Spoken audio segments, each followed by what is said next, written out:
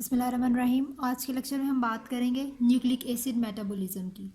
अब nucleic acid metabolism क्या है, जैसे कि बात करते हैं मेटाबॉलिज्म की फर्दर दो टाइप्स होती हैं, एनाबॉलिज्म होती है, कैटाबॉलिज्म होती है। अब इसमें मेटाबॉलिज्म में क्या है कि हम कहते हैं कि चीज़ों को तोड़कर डीएनए बनाते हैं या फिर डीएनए को हम तोड़ते हैं और उससे मुख्तलिफ चीज़ें बनाते हैं।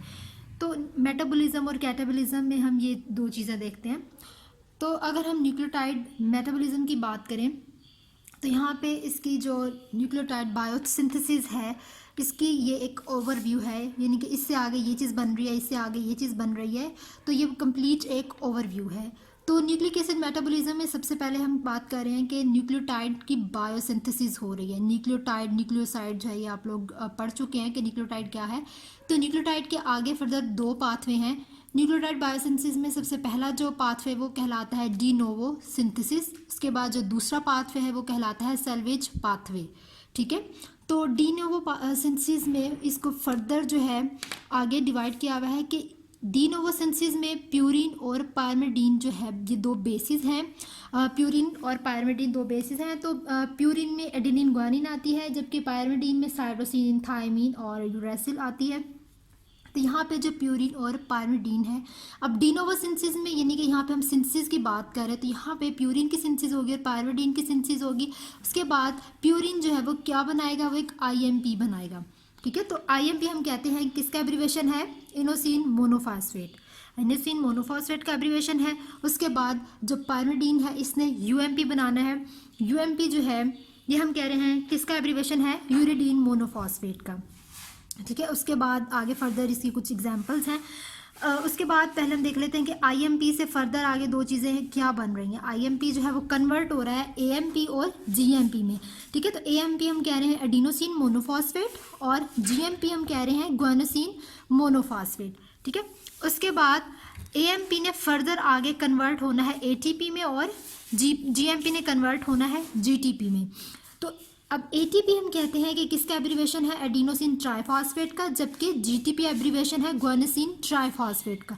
तो अब यहाँ तक हमने बात कर ली कि ये जो डिनोवो सिंथेसिस में जो प्यूरिन की सिंथेसिस हुई वहाँ से हमें आईएमपी बना, देन एएमपी के बाद जीएमपी, उसके बाद एटीपी और जीटीपी में वो कन्वर्ट हो गए। ठीक है, उसके बाद अगर बात कर लेते हैं इसकी पायरिमिडीन की, तो पायरिमिडीन ने जो है यूएमपी बनाया। यूएमपी हमने बात कर ली यूरिडीन मोनोफॉस्फेट। यूएमपी जो है ये कन्वर्ट हो जाएगा यूटीपी में और यूटीपी के बाद इसने कन्वर्ट हो जाना है सीटीपी में। ठीक है, तो अब यूटीपी जो है ये किसका एब्रीवेशन है, यूटीपी एब्रीवेशन है यूरिडीन ट्राइफॉस्फेट का। उसके बाद सीटीपी किसका एब्रीवेशन है, सीटीपी है साइटोसिन ट्राइफॉस्फेट। उसके बाद फर्दर ये आगे कुछ एग्जाम्पल है। देन डीयूएमपी। ठीक है, तो डीयूएमपी हम कहते हैं डीऑक्सी यूरिडीन मोनोफॉस्फेट। उसके बाद डीटीपी हम कहते हैं डीऑक्सी थायमिन ट्राइफॉस्फेट, यानी कि डीयूएमपी कन्वर्ट हो जाता है डीटीपी में। अब यहाँ पे हमने बात कर ली डिनोवो सिंथेसिस की। ठीक है, अब यहाँ पे देख लेते हैं सैल्वेज पाथवे में कि सैल्वेज पाथवे में भी जिस तरह डिनोवो सिंथेसिस में प्यूरिन की सिंथेसिस हुई थी और पायरिमिडीन की सिंथेसिस हुई थी, उसी तरह सैल्वेज पाथवे में भी प्यूरिन की सिंथेसिस होनी है और पायरिमिडीन की सिंथेसिस होनी है। और यहाँ पर हम कहेंगे कि प्यूरिन जो है वो सैल्वेज पाथवे के जरिए हो रही है और यहाँ पर हम कहेंगे कि प्यूरिन की जो सिंथेसिस हो रही है वो डिनोवो पाथवे के जरिए हो रही है। ठीक है, तो ये फर्दर हमारे पास न्यूक्लियोटाइड बायोसिंथेसिस में हमारे पास दो पाथवेज थे। उसके आगे ये एक कंप्लीट ओवरव्यू है कि इसके बाद इसमें कन्वर्ट होगा और इसके बाद ये इसमें कन्वर्ट होगा। तो ये हम डिटेल में जो है इन पाथवेज को डिस्कस करेंगे।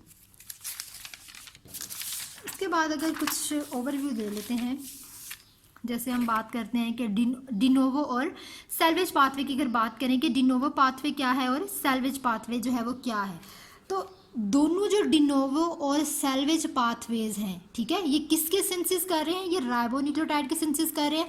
उसके अलावा हम कहते हैं कि ये जो आरएनए है, ये जो न्यूक्लियोटाइड्स हैं, ये क्या करते हैं, ये डीएनए को प्रोसीड करते हैं इन द केस ऑफ एवोल्यूशन। ठीक है, जिसकी वजह से जो डीऑक्सी राइबोन्यूक्लियोटाइड है वो सिंथेसाइज होंगे कहाँ से, राइबोन्यूक्लियोटाइड से। राइबोन्यूक्लियोटाइड हमने बात की थी आरएनए और डीऑक्सी राइबोन्यूक्लियोटाइड डीएनए की बात की थी। तो जितने भी हमारे पास डीऑक्सी राइबोन्यूक्लियोटाइड्स हैं वो सिंथेसाइज्ड होंगे कहाँ से, राइबोन्यूक्लियोटाइड से। ठीक है, तो ये हम एवोल्यूशन की बात करेंगे जब RNA proceeded DNA in the case of evolution.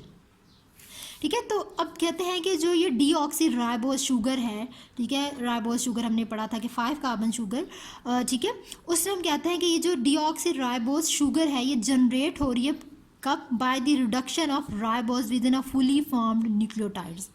तो डीऑक्सी राइबोज शुगर कब बनी है, जब जो है रिडक्शन हुई है राइबोज की किस में, एक फुली फॉर्म न्यूक्लियोटाइड में जब राइबोज की रिडक्शन हुई है तो डीऑक्सी राइबोज शुगर जो है वो उस टाइम जनरेट होती है।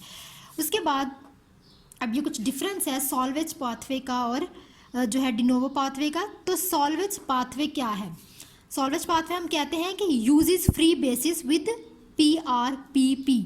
सिंपल अगर इसको कहें कि क्या है कि uses free bases with PRPP, यानी कि a base is reattached to a ribose activated in the form of PRPP। PRPP किसका एब्रीविएशन है, 5 फास्फोराइबोसाइल 1 फॉस्फेट, यानी कि जो बेस है, ठीक है, जो हम नाइट्रोजनस बेसिस हैं जैसे adenine, guanine, cytosine, thymine, uracil, तो वो जो बेस हैं वो रीअटैच होती हैं राइबोस के साथ और फिर वो एक्टिवेट होती हैं किसकी फॉर्म में, PRPP की फॉर्म में।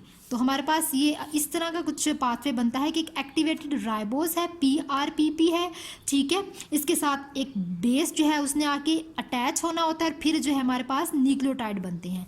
तो ये चीज़ कहलाती है सॉल्वेज पाथवे। इसके बाद अगर हम बात कर लें डिनोवो सिंथेसिस की, तो डिनोवो सिंथेसिस में कहते हैं कि the base itself is synthesised from simpler starting materials including amino acids. ATP is required for the de novo synthesis. अब जब डिनोवो की सिंथेसिस होती है तो यहाँ पर हमें ATP की ज़रूरत होती है, ATP रिक्वायर्ड होता है उसकी सिंथेसिस करने के लिए। तो यहाँ पर जो बेस होती है वो खुद ब खुद सिंथेसाइज हो जाती है, ठीक है, from a simpler starting material including amino acid.